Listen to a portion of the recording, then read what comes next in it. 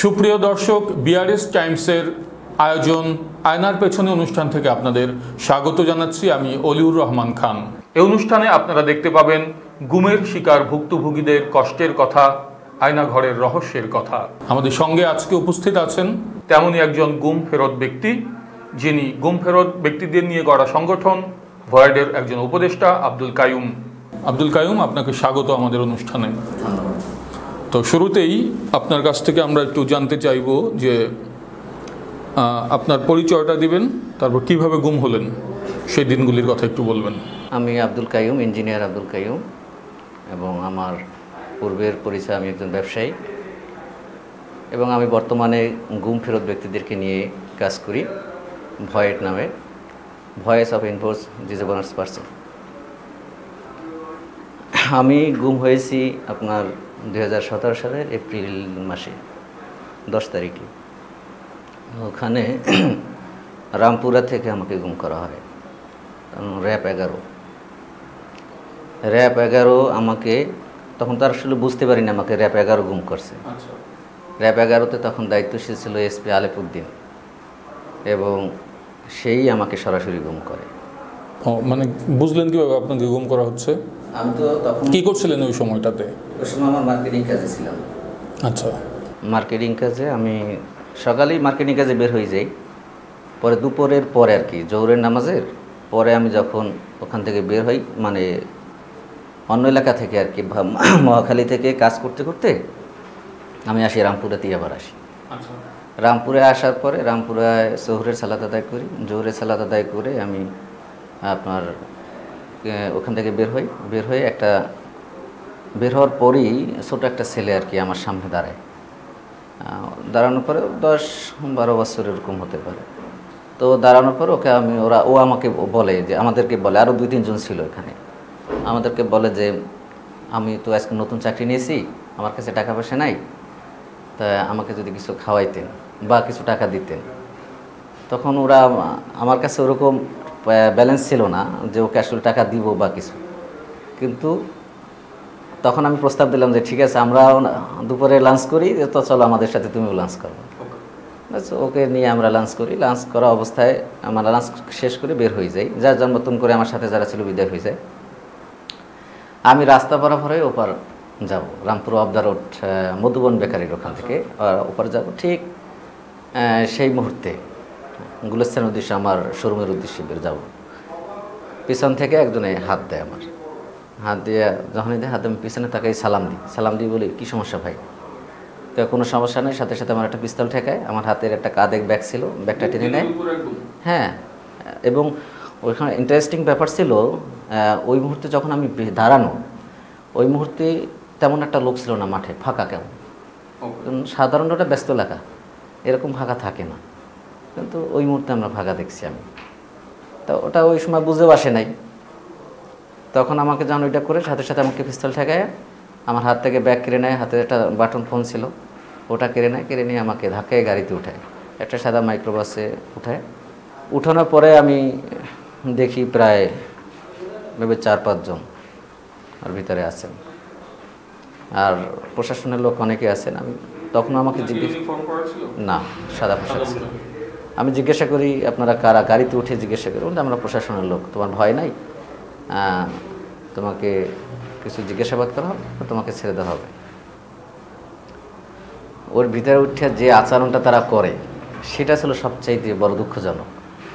মানে আমাকে যখন তুলে চোখ বেঁধে দেয় কালো কাপড় দিয়ে, এবং তারা এতটাই উল্লাসে লিপ্ত হয়, মনে হয় যেন, কি বলবো আপনাকে, এটা আসলে মুভির একটা কাহিনীর মতন আর কি। হ্যাঁ, তারা উঠেই মিলাদ পড়ে আর কি, হাসি ঠাট্টা করতেছে, মিলাদ পড়তেছে, মানে চরম লেভেলের একটা মানে উল্লাস লিপ্ত হয়েছে। হ্যাঁ, আমি এরকমই লেবাসি, আমার পলিটেকনিক পড়াকালীন অবস্থা থেকে আমি এরকম লেবাসিতে আছি। আর আমার ব্যাকগ্রাউন্ডে আমি ইসলামী ছাত্র শিবিরের সাথে ছিলাম। আমার পরিবার পারিবারিকভাবেও কেউ আপনার সারসিনাপন্থী, কেউ ফুরফুরাপন্থী, এভাবেই আমার ইসলাম চর্চা আর কি। আর স্টুডেন্ট থাকাকালীন যেহেতু আমি ইসলামী ছাত্র শিবিরের সাথে 2005 সাল থেকে আমি সেদিক থেকে আমার ইসলামিক চর্চাটা আবার ওদিক থেকে বেশি হয় পার্সোনালি। তা আমি যখন গাড়িতে উঠি তখন এই পরিস্থিতি দেখে আমি একটু ঘাবড়াই যাই, ভয় পাই। এটা স্বাভাবিক ভয় পাওয়ার মতো ভয় পাই। যে আমি জিজ্ঞাসা করি যে আপনারা এভাবে কেন করতেছেন বা কিছু। তখন বলছে তুই কোনো কথা বলিস না, নিশ্চয়ই মাথা নিচে দিয়ে বসে থাকবি, কোনো কথা বলবি না। ব্যাস আমি বসে থাকি। এভাবে করে ঘণ্টাখানিক তারা গাড়ি চালায় এবং এর ফাঁকে কাউকে তারা ফোন দেয়। ফোন দিয়ে বলে যে স্যার এক ঢিলে তো 3 পাখি মারছি, এখন কি করব। তখন তাদের থেকে আওয়াজ আসে বা তারা বলে যে ঢাকার বাইরে যেয়ে ফালাই দাও। মানে এটা একটা এক ধরনের আতঙ্ক আর কি। পরে আমি এটা আরও ভিতরে ভয় কাজ করতেছিল যে আসলেই কি এরকম কিছু হচ্ছে। তখন আমি বারবার বলতে চেষ্টা করতেছিলাম যে কী সমস্যা ভাই, মানে আমার অপরাধ কি, আমাকে কেন ধরছেন, কি উদ্দেশ্য, কিছুই জানতেছি না। কিছু একটা বলেন, আমরা বুঝি যে আমার এই অপরাধ, এই জন্য আপনারা নিচ্ছেন। কোনো কথা বলবি না বলছি না, চুপ করে থাকবি, সময় হলে জানতে পারবি কী অপরাধ করছে। তখন আমাকে যখন নিয়ে যায় র্যাব 11-র ভিতরে নিয়ে যায়, তখন তো র্যাব 11 সম্পর্কে জানি না। পরবর্তীতে প্রেস ব্রিফিং করে যখন তখন সব বুঝতে পারি যেটা র্যাব 11 বা ফাঁকে গুম থাকাকালীন অবস্থায় র্যাবের অফিস, সেটা আমরা বুঝতে পারছি। অনেক সময় ডিউটিরত অবস্থা অনেককে র্যাবের পোশাক পরা দেখেছি। আমাকে যে জায়গায় রাখা হইতো সে একটা বাথরুম সেলের মধ্যে আর কি। প্রথম আপনাকে নিয়ে কোথায় রাখা হলো? প্রথম দিনের অভিজ্ঞতা একটু বলেন। এক সপ্তাহ আমাকে যেখানে রাখছে সেখানে হলো বাথরুমের থেকে বড়, ধরেন এই রুমটার অর্ধেক, হ্যাঁ এই রুমের অর্ধেক। এটা একটু বড় রুম, এটা মোটামুটি বড়, যেটা প্রথম নিয়ে রাখছে। তবে সেখানে রাখার সিস্টেমটা হলো 24 ঘন্টা আমাকে শিকের সাথে দাঁড় করাই রাখছে। হ্যান্ডকাপ বাহিরের দিকে দিয়ে চোখ বেঁধে 24 ঘন্টা দাঁড়, কোনো বসার কোনো সুযোগ নেই, একেবারে 24 ঘন্টা। এখনও আমার মেরুদণ্ডে এই পরিমাণ হার্ট, মেরুদণ্ডে 24 ঘন্টা দাঁড়াই রাখতো। যখন ক্লান্তি চলে আসতো তখন হাতের উপরে এভাবে মাথাটা নুয়ে দিতাম। তো এভাবে যখন আর ওদিকে অন্যদিকে আবার টর্চারিং রুমটা মানে পাশেই আমার, সেখান থেকে তো রাত হলে সন্ধ্যার পরেই একেবারে ফুল রাত আপনার আসতো, অত্যাচারের একটা আর্তনাদ চলে আসতো। এই আর্তনাদ চিৎকারের ভিতরে তো স্বাভাবিকভাবে আরও সবসময় আতঙ্ক বিরাজ করত। এই ছিল এক সপ্তাহের অবস্থান ছিল এরকম। আর প্রতিদিন রাতে 2-1 বার নিয়ে আমাকে, আপনাকে কি ওই টর্চার সেলে নেওয়া হতো? হ্যাঁ টর্চার ছিল তো প্রতিদিন রাতে 1 বার, কখনো 2 বার, কখনো 3 বার নিত। এভাবে ঝুলিয়ে পেটানো হতো? আমাকে ঝুলাই পেটায় নেই, তবে আমাকে আপনার বেঁধে কখনো মাটির সাথে শোয়াইয়া একেবারে চোর পিটাই, যেভাবে এদিক থেকে লাথি এদিক থেকে লাথি, আপনার পোশাক খুলে ফেলাইয়া একেবারে বিভৎস অবস্থায় আর কি। তারপরে আমাকে অত্যাচার করতো। কি বলতো? এদের আমাকে প্রথম যে মিশনটা তারা আমার উপরে চালায় সেটা হলো আমার সাথে আরও 2 জনকে গ্রেপ্তার করে। তাদের ভিতরে একজনকে ছেড়ে দেয়, আর একজনকে তারা ফাঁসানোর জন্য তার সাক্ষী হওয়ার জন্য আমাকে জোরজবস্ত করে। এটা ছিল তাদের প্রথম মিশন। এই মিশনে আমাকে 20 লাখ টাকা অফার করে এবং আমাকে 20 লাখ অফার করে, তোমাকে নিরাপত্তা দেওয়া হবে, এই সেই অনেক কিছু। যখন এটার ব্যাপারে আমি কোনোভাবে রাজি না হই, তখনই আমাকে আরও অত্যাচার বাড়াই দেয়। হ্যাঁ, ওই লোক আমার সাথেই গ্রেপ্তার হয়েছে এবং এলাকারই, কিন্তু তার সাথে আমার কোনো নাই, আপনার মামলা বা কিছু দেয় না। তাকে আলাদাভাবে দিয়েছে, আমাকে আলাদা মামলা দিয়েছে।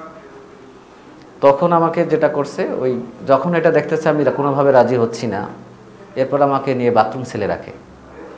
বাথরুম সেলটা হলো একেবারেই আমাদের যে সচরাচর ব্যবহারের যে বাথরুমটা, এটার থেকেও ছোট। এখানে শোয়া বোয়ার তেমন একটা কোনো সুযোগ নেই। এখানে একটা 1/2 লিটারের বোতল থাকতো, ওই 1/2 লিটারের বোতল দিয়ে পানি খেতাম, ওটা দিয়েই ওটা জরুরত সারা হইতো, ওটাই সব কিছু। ওই একটা ট্যাপ ছিল, হ্যাঁ ওইখানে যে ট্যাপটা ছিল ওই ট্যাপ থেকে আপনার 24 ঘন্টা জম টুপি, যেটা কালো টুপি বলা হয়, হ্যাঁ ফাঁসির টুপি বলতে আমরা চিনি যেটা, ওই টুপিটাই পরা থাকতো সবসময়। যখন খাবার এবং সালাতের টাইম দিত তখন আর কি এটা খুলে দিত। এভাবে করার একেবারে মানসিকভাবে বিধ্বস্ত হয়ে পড়ি আর কি। আমাকে এভাবে কেন রাখতেছে, কোনো কথা নাই, কেউর সাথে তেমন একটা আন্ডারস্ট্যান্ডিং নাই, কোনো দেখা সাক্ষাৎ নাই। এটা আসলে মানসিক হ্যাম্পার করে দেয় আর কীভাবে রেখে, যাতে আমি অস্থির হয়ে যাই।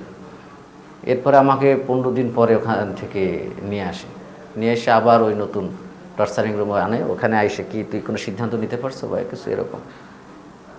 যখন কোনোভাবে আমি রাজি হই না, তখন আমাকে আবার এরা অন্যদিকে মোড় শুরু করে। তখন আমাকে তারা বলতেছিল যে তোর বাড়ি তো পিরিজপুরে, তো সাইদি সাহেবের এলাকার লোক, এবং তোর ব্যাপারে আমরা তথ্যপত্র পেয়েছি যে তুই ছাত্র শিবিরের বড় মাপের একজন ক্যাডার ছিলি, তুই এখন পলাতক হয়ে ঢাকায় আছো।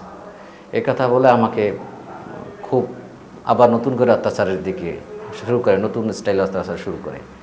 তার অত্যাচারের সিস্টেমটা ছিল নর্মালি যখন আমাকে মারতো তখন চেয়ারে বসাইয়া হাঁটুর উপরে পিটেই করে, জোড়ায় জোড়ায়, এই হাতের কবজির উপরে, হাঁটুর কবজির, পায়ের পাতার উপরে, এসব জায়গায় পিটেই তো বেশি আমাকে। আর যখন মাটির সাথে শোয়াই দিত তখন কখনো পা দিয়ে নাকমুখ বসাই লাথি মারতো, লাঠি দিয়ে খোসা দিত। হ্যাঁ, তারা একজনের চেয়ারে বসা অবস্থায় আমাকে নাকমুখ বসাই পা দিয়ে খোসাখুসি করতেছিল, লাথি মারতেছিল। এ কথা বলতেছি, তাদের প্রশ্নের উত্তর যথার্থ না পাওয়াতে আরেকজন এসে ধাপ করে লাথি মারে। একেবারে মনে করেন কোনো ইয়া নাই, সিস্টেমের নাই, সিস্টেমের বাইরে সব মারধর। এবার তো বিভস্ত্র অবস্থায় মারধর, এটা তো কমন ছিল তাদের একটা। এইভাবেই চলতেছিল, একটা পর একটা চলতেছিল। আর একটা নাটক সামনে আনতেছিল, আর এটার উপরে স্বীকারোক্তি আদায় করার চেষ্টা চলতেছিল। যখন আমাকে কোনোভাবে ফাঁসাতে পারতেছিল না, তখন বলতেছে দেখ, এদেশে কিন্তু অনেক জঙ্গি সংগঠনের আমিরের পদ ফাঁকা আছে, অতএব যদি নিজের থেকে কিছু বলো তাহলে ভালো হবে, না হলে কোনো একটা জঙ্গি সংগঠনের একটা আমির বানাই দেবো। ওই অবস্থায় আমার একদিকে ভয়ও কাজ করে, আর একদিকে নিজের ভিতরেও কাজ করে যে আমি একজনের বিপদে ফাঁসাইয়া আমি মুক্ত হব, এই চিন্তাও সাহস আনতে পারতেছিলাম না। এভাবে করে 23 দিন আমাকে ফার্স্ট রাম গুম রাখে। 23 দিন গুম রাখার পরে আমাকে যেটা করে, একটা মামলা দিয়ে চালান দিয়ে দেয়, 4 মাস পর আমার জামিন হয়। তার আগে একটু জানবো যে আপনার পরিবারকে আপনি যে আপনাকে ধরে নিয়ে এসেছে র্যাব, এটা কি জানতো? না, এটা জানতো না, তারা তো জানতোই না কোথায় আছি আমি। বেশিরভাগ পরিবার পরবর্তীতে আমি যে পরিবারের অবস্থা যেটা হয়েছে, এমন কোনো ঢাকা শহরের থানা, যেমন আমার বোন তখন প্রেগনেন্ট ছিল, সেই অবস্থায় ঢাকা শহরের প্রত্যেকটা থানায় দৌড়েছে, কোনো জায়গায় জিডি নিচ্ছিল না। এমনকি আমার চাচা রামপুরা থানায় জিডি নেওয়ার জন্য, সে একজন পুলিশ অফিসার থাকার কারণে সে ওখান থেকে বরিশাল থেকে সে ওখানে সুপারিশ করে, অনুরোধ করে যে জিডিটা নেওয়ার জন্য। এই সুপারিশ করার কারণে তাকে সাসপেন্ড করা হয়। কেন তাকে সুপারিশ করেছে, যদিও জিডিটা নিছিল, জিডিটা হয়েছিল, কিন্তু তাকে সাসপেন্ড করা হয় এই কারণে। তো এই ছিল বর্তমান তৎকালীন সময় পরিস্থিতি। আর সবচেয়ে বড় পরিবারের যে উপরে যে বিপদটা আসে, এইরকম সমস্যা যখন প্রকাশ হয়, যখন মিডিয়ায় প্রকাশ হয়ে গেছে আমাকে একজন জঙ্গি সংগঠনের একজন সদস্য হিসেবে গ্রেপ্তার করা হয়, তখন সবচাইতে ভয়াবহ আকার ধারণ করে। পরিবার, আত্মীয় স্বজন, প্রতিবেশী সবাই পরিবার থেকে বিচ্ছিন্ন হয়ে যাবে। আমার পরিবারের কাছে সম্পর্ক ছেদ করে ফেলায়, কারো কাছ থেকে ভালো পরামর্শ আনতে পারে না, কারো কাছে যেতে পারে না, কারো কাছে মিশতে পারতেছে না, মানে চতুর্মুখী একটা তারা আমার থেকে তখন বেশি বিপদগ্রস্ত হয়ে পড়ে। আমরা সেই গল্পে যাচ্ছি যে আপনাকে কীভাবে জঙ্গি সংগঠন হিসেবে পরিচয় করিয়ে দিল, কোন দিন এবং কত মাস পর? প্রথম দিনে 23 দিন আমাকে গুম রাখে। 23 দিন গুম রেখে আমাকে রাতের আধারে রাত 12টার দিকে সম্ভবত রূপগঞ্জ বাস স্ট্যান্ডে নিয়ে যায়, নারায়ণগঞ্জ রূপগঞ্জ বাস স্ট্যান্ডে নিয়ে যায়। হ্যাঁ, চোখবাধা গাড়িতে নিয়ে যায়। আমার জুব্বা তাদের একজনে পরে, এবং তারা আপনার বাইরে থেকে ধর বলে একজন আমার জুব্বা গায়ে দিয়ে সে দৌড়িয়ে এসে আমার গাড়িতে ওঠে। একজন চার দোকানদার বা কেউ পথিককে জিজ্ঞাসা করে, দেখছেন না এইরকম কালারের একটা ছেলে বা এরকম, আমরা কাউকে গ্রেপ্তার করছি, তিনি একজন জঙ্গি, এই সেইগুলো বলে তার নাম ঠিকানা লিখে নিচ্ছিল। এভাবে করে রাতের আধারে আমার জঙ্গি নাটকটা সাজানো হয়। পরের দিন কোর্টে চালান দেয়। 4 মাস পর জামিন হয়। 1 সেপ্টেম্বর ঈদুল আজহার পূর্বের দিন, জুমার দিন হয়, দিনগত সেটা জুমার দিন। সেদিনকার জেলগেট থেকে আমাকে আবার তুলে নেওয়া হয়। হ্যাঁ, সেদিনকার যে ব্যক্তি গণ্য হয় সে হল এসপি শাকিল আহমেদ। এসপি শাকিল আহমেদ সে সশরীরে ওখানে আসে, এবং জেলের যে কেস মানে চেক পয়েন্টটা, ওই আসামি চেক পয়েন্ট ওখানে বসেই সে আপনার আমার সাথে কথা বলে, কে আব্দুল কাইম, তোমার তো জামিন হয়ে গেছে, কি করবা, কি পরিকল্পনা, এইসব বিষয়ে আর কি আমাকে জিজ্ঞাসাবাদ করে। আচ্ছা, আমরা সেই গল্পে আবার যাব। তার আগে আমরা একটু আয়নার ঘরে বা র্যাবের যে সেল ছিল সেখানে আপনি বন্দী ছিলেন র্যাব 11-র, তো সেখানে আপনার দিন কেমন কাটতো এবং কি কি খাবার দিত সেখানে, বা সেখানে তো আপনার প্রতিদিন নির্যাতন করেনি, তো আপনার ওই সময়গুলো কিভাবে পার করতেন? কেউ তো আশেপাশে ছিল না, কথা বলার মতো লোক ছিল না। আসলে ব্যাপারটা যখন প্রথম 2-4-5 দিন ছিলাম তখন মনে হয়েছে হয়তো কিছুদিন পরে ছেড়ে দিবে বা কিছু এরকম একটা। যখন লম্বা সময় হয়ে যায় তখন আর ছেড়ে দিবে এই চিন্তাটাও আনতে পারিনি। হয়তো মেরে ফেলবে, হয়তো বা কী করবে, বেশিরভাগই চিন্তা আসছে তো যে হয়তো মেরে ফেলবে, ক্রস ফায়ার দেবে, মেরে দেবে। কারণ তারা প্রায়ই বলতো আর কি যে এই তো মানে তুমি যদি এখনও সিদ্ধান্ত নিতে না পারো তাহলে তোমাকে আমরা ফাইনালি ফেলে দেবো, কিছু করার নাই। আমরা এর মধ্যে কিন্তু 2 জনকে ফালাই দিছি, অমুক করছি, তোমার সাথে একজনকে দেখো না, কিন্তু তারা ফালাই দিছি। এইভাবে করে মানসিকভাবে সবসময় টর্চারিংয়ে রাখতো আর কি।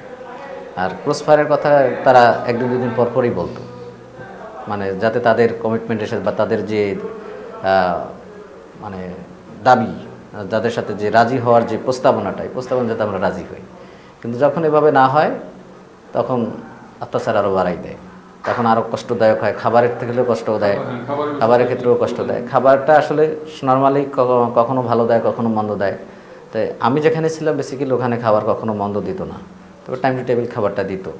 কিন্তু ওই রকম পরিস্থিতিতে আসলে খাবার খাওয়ার মতন মুভমেন্ট থাকে না। সবসময় এক তো পারিবারিক একটা টেনশন থাকে যে তারা কি করতেছে, কি অবস্থায়, কি না কি।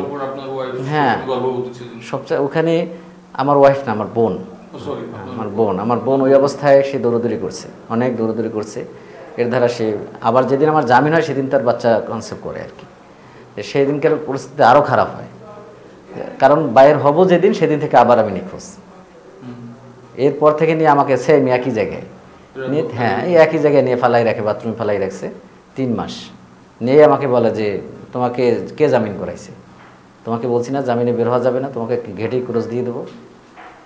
আমার অপরাধ, আমাকে জামিনে করাইলো কেন, এটা ছিল অপরাধ। এর জন্য তারা নিয়ে গেছে, নিয়ে 3 মাস আমাকে একটা বাথরুমের ছেলে নিয়ে ফালাই রাখে। তখন আমাকে একদিন রিমান্ডে নেয়, নিয়ে জিজ্ঞাসা করে কি রে আব্দুল কাইয়ুম, তোর এত সাহস হলো কীভাবে, তোর জামিন করাইলো কি, এটা সব জিজ্ঞাসা করছে। আমার তখন একটু বিগড়ে যাই আমি, আমাকে কেন আনছেন আবার, আমার সাথে আর কি কাজ?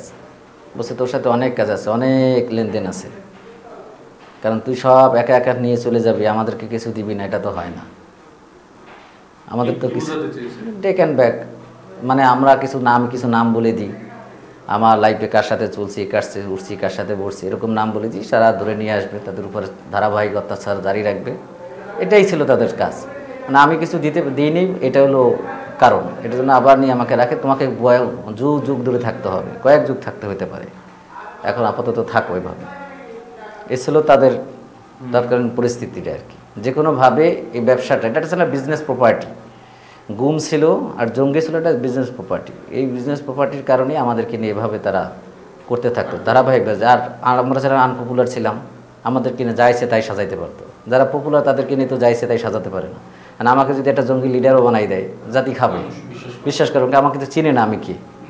এটাই ছিল, হ্যাঁ, এই জন্য আমাদের সাধারণ মানুষদেরকে নিয়েই তারা এই গেমটা বেশি খেলতো। মানে যারা পপুলার ছিল তাদেরকে নিয়ে এই গেম খেলতে পারে নাই, এই জন্য এই গেমটা আমাদেরকে নিয়ে খেলতো, এবং এটা ধারাবাহিক এই বিজনেস প্রপার্টিটা তারা চালু রাখতে পারছে। তো এখন আমরা একটু জানবো যে আপনার মুক্তি কিভাবে হলো, ফাইনালি কবে মুক্তি পেলেন? 2019 ডিসেম্বরের দিকে আমার সেকেন্ড টার্ম জামিন হয়। আমি প্রায় 3 বছরের কাছাকাছি জেলে ছিলাম। এর দ্বারা আমার সবচেয়ে বড় ক্ষতি হয়, আপনার প্রায় 1 কোটি টাকার কাছাকাছি ধরতে পারেন, যেটা অলমোস্ট আমার ক্ষতি হয়। যে বিজনেসটা ছিল, রামপুরাতে যে কারখানাটা ছিল, সমস্ত মালামাল তারা নিয়ে যায়, কোনো মালামাল তারা রেখে যায় না, এবং সেটা কোর্ট রিমান্ডে এনে, আইনা সেখানে যে বাসায় মালিক, যেখানে আমি কারখানা ছিল, সেই মালিককে পর্যন্ত তারা থ্রেট দেয়, তাকেও ফোন দিয়ে থ্রেট দিয়ে জঙ্গি বানানোর জন্য হুমকি দেয় যে তুই জঙ্গি লিডার, অমুক সম্ভব, অনেক কিছু তাদেরকে আতঙ্কগ্রস্ত করে ফেলে। এই ছিল অবস্থা। মানে কেউ যে কাছে আসবে, সত্য কথা বলবে, এসে বলবে যে না এরকম না, এরকম, এই সুযোগ তারা দিত না। আশেপাশে সবাইকে একটা আতঙ্কের ভিতরে রাখতো। ফাইনালি আপনি মুক্তি পেলেন ডিসেম্বরে 2019 সালে ডিসেম্বরে। এটা কি আদালতের রায়? জি, আদালতের রায়। মুক্তি পাওয়ার পর অনুভূতি একটু জানবো। মুক্তি পাওয়ার পরে যেটা হয় যে বাইরে যখনই আমি বের হয়ে আসি, তখন তো সবচাইতে বড় ব্যাপার, যারা আসলেই জানিই না যে গুমের পর আমি জেলে ছিলাম, এরকম আমার অনেক বন্ধুবান্ধব ছিল।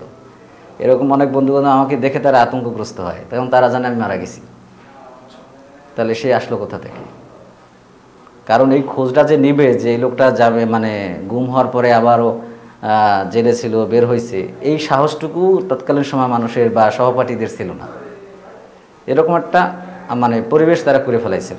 তো তারপর আপনি ভয়েড কিভাবে প্রতিষ্ঠিত করলেন গুমের শিকার যারা? আল্লাহ সুবহানাহু ওয়া তাআলার ইচ্ছায় যখন একটা বিপ্লব হয়েছে, বিপ্লবের পরে যখন আবার নতুন একটা পরিবেশ আসছে 24-এর 5ই আগস্টের পরে, আমি 24-এর 5ই আগস্টে যাত্রাবাড়ি এলাকায় অবস্থান করছিলাম। জি, জুলাই যোদ্ধা হিসেবেও আমি অলমোস্ট রাজপথে ছিলাম। এর পরবর্তীতে যখন আসে, তখন একের পর এক যখন গুমের বিষয়টা সামনে চলে আসে, তখন আমরা গুম ভিকটিমদেরকে খোঁজা শুরু করি। কারণ এই গুম ভিকটিমদেরকে যদিও মানে আমাদেরকে জঙ্গি নামে প্রকাশ করা হয়েছে, এটা যদি মানে ছোট্ট একটা ভাষায়, মানে মিথ্যা প্রমাণ করার জন্য আমি বলি, ছোট্ট একটা ভাষায় বলি, সেটা হলো তৎকালীন সময় সবচাইতে সিক্রেট প্রোটেকশন পরিবেশে এবং প্রশাসন কন্ট্রোলিং পরিবেশে, নিয়ন্ত্রিত প্রশাসনের পরিবেশে যেভাবে আমাদেরকে মানে সশস্ত্র বাহিনী হিসাবে প্রকাশ করছে। আমার প্রশ্ন হলো, জুলাইয়ের পরে যে দেশের নিরাপত্তাহীন একটা পরিবেশ ছিল, তাহলে তারা তো এই সময় সেই সুযোগটা নিতে পারত। সেই সুযোগ কিন্তু তারা নেয়নি। তার মানে কি, কখনোই তারা সশস্ত্র আমাদের মতো সাধারণ মানুষ কখনোই সশস্ত্র হতে পারে না। কি করে সশস্ত্র হইবে? যদি সশস্ত্র হইতে তাহলে এই জুলাই পরবর্তী সময় আর তারা তো জঙ্গি বানাইছে দেশদ্রোহী। তা দেশদ্রোহী যে ব্যক্তি, সে তো দেশের কোনো দল বা কোনো ব্যক্তি কোনো অবস্থান কি বিশ্বাস করে না, তাহলে তারা তো যে কেউর বিরুদ্ধেই মানে সিদ্ধান্ত নিতে পারে, কিন্তু তারা তো সেটা নেয়নি। কোনো রকমের কোনো প্রমাণ নাই যে জুলাই পরবর্তী সময় মানে এরকম কোনো পরিস্থিতি তৈরি করছে কেউ, বরং অত্যন্ত শান্তিপ্রিয় পরিবেশ দেখা গেছে। এবং এখন তো ম্যাক্সিমাম লোক জামিনে আছে, কিন্তু কেউ এরকম কোনো অ্যাক্টিভিটিস কিন্তু নাই। তার মানে এটা দৃশ্যমান প্রমাণিত যে এটা যে একটা মানে বিজনেস প্রপার্টি ছিল তাদের, জঙ্গি নামে একটা বিজনেস প্রপার্টি ইন্টারন্যাশনাল মিডিয়াকে দেখানোর জন্য, ইন্টারন্যাশনাল ক্রাইম তৈরি করার জন্য যেটা এদেশে চালু রাখছে, এটা শুধুই আমাদের দিকে সাধারণ মানুষকে বলি করে তারা তাদের এই প্রপার্টিকে চালু রাখছে। জি, তো ভয়েডের সাথে আসলে এখন কে কে আছেন, মানে উল্লেখযোগ্য যারা আছেন? উল্লেখযোগ্য কি আছেন প্রায় আমাদের এখন বর্তমানে ভয়েডের উল্লেখযোগ্য মেম্বার 210+, যারা সবাই গুম থেকে ফেরত ব্যক্তি আর কি। তো আপনাকে অসংখ্য ধন্যবাদ এই অনুষ্ঠানে আসার জন্য। আমরা নতুন বাংলাদেশে এরকম আর যেন গুমের শিকার কেউ না হয় সেরকম দৃশ্য দেখতে চাই। আমরা প্রত্যাশা করি বাংলাদেশে এরকম দিন যেন আর না ফিরে আসে। সবাই ভালো থাকুন, সুস্থ থাকুন, সুন্দর থাকুন। আল্লাহ হাফেজ।